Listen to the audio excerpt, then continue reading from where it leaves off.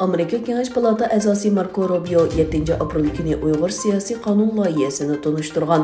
Bu qonun loyihasi Amerika va boshqa davlatlarga Uyg'ur muhojir to'pliqlariga bo'lgan qo'llashni ko'paytirish, shundaqla Uyg'urlar uchrayotgan zulmga qarshi turib, ularning vaziyatini yaxshilash maqsadi bilan Amerika Kengash Palatasiga sunilgan yana bir qonun loyihasi bo'lib hisoblandi.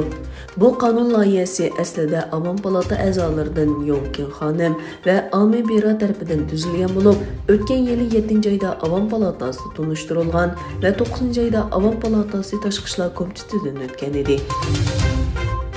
5 aprel kuni Amerika Davlat Majlisi Xitoy ishlari komitetida Xitoy Kompartiyasi va Xitoy amaldorlari uzun yildan beri amaliyleştirib kelayotgan Xitoylashtirish harakatiga diqqat tortadigan bo'lib, Xitoyning Uyg'ur, Tibet va Mo'ng'ul qatorliq millatlarga yurgizayotgan qo'sh tillik ma'arif nomi ostidagi ona tilini yo'qotish maqsad qilgan ma'arifi va uning avlodlarining tili va milliy kimligiga ko'rsatayotgan ta'sirini yanada cho'nqur tushunish maqsad qilingan bir guvohlik olish yig'ini o'tkazildi.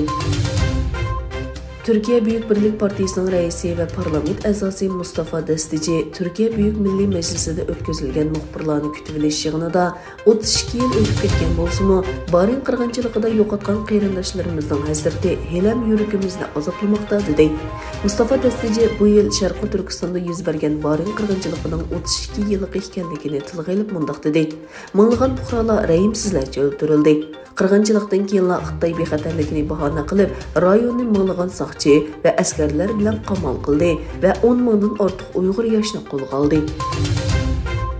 Amerika to'qliq mashina ishlab chiqaruvchisi Tesla ishlab chiqarish kamchiligidan kelib chiqqan bexatarlik xavfi sababidan Xitoyda sotilgan 125 mingdan ortiq model 3 markalik elektronlik mashinani qaytarib keladiganligini e'lon qildi.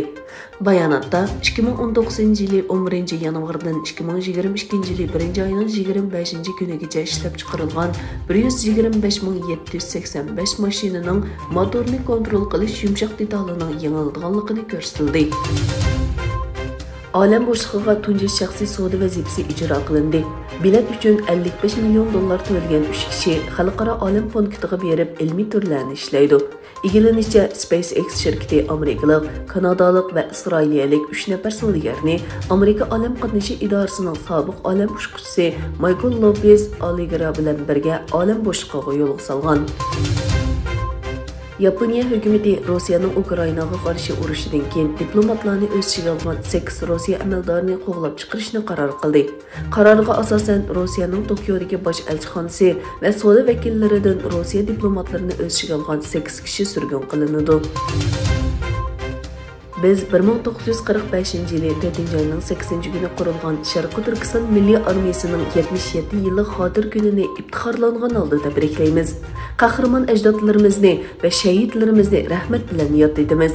Sharqi Turkiston Milliy Armiyasi 2-Sharqi Turkiston Jumhuriyatining rasmiy qurolli qismi edi.